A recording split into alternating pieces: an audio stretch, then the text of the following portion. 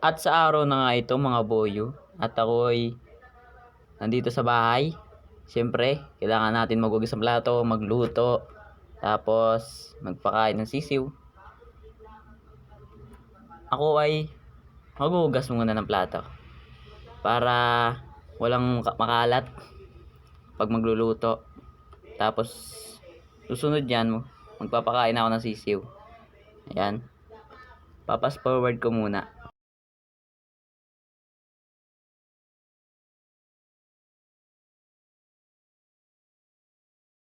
At tapos na ako maghugas. Ngayon pupunasan ko naman yung kusina para matanggal yung mga nakadikit na dumi.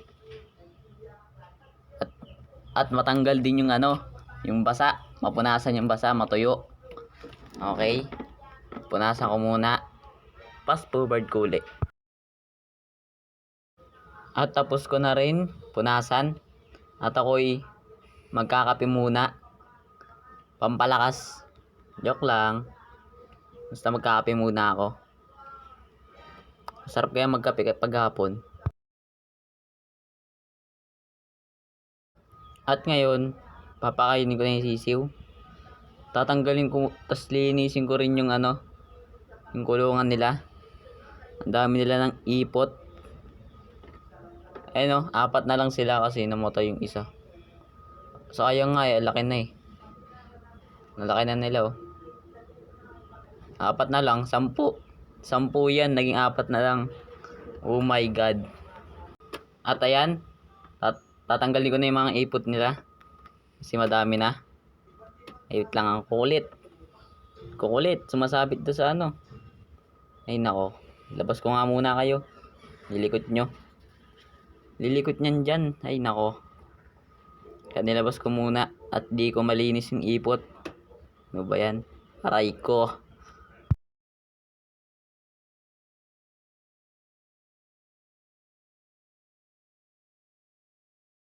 At ayan nga pala, nailabas ko na yung mga sisiw na malilikot.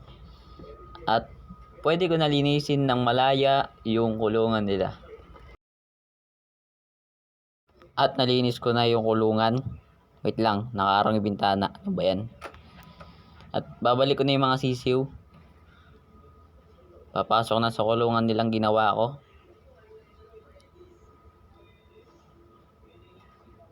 Dahan-dahan lang syempre. Baka mapirat ko ng gano'n, nasigigil.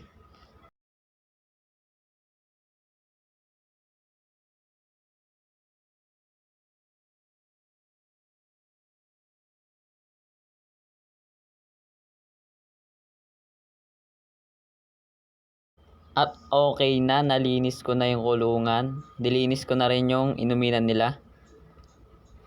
Kasi naiiputan din nila. Kaya nilinis ko na.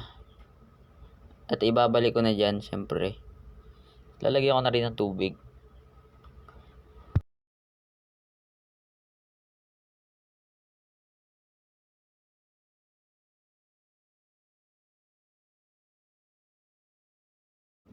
At ito naman gagawin ko.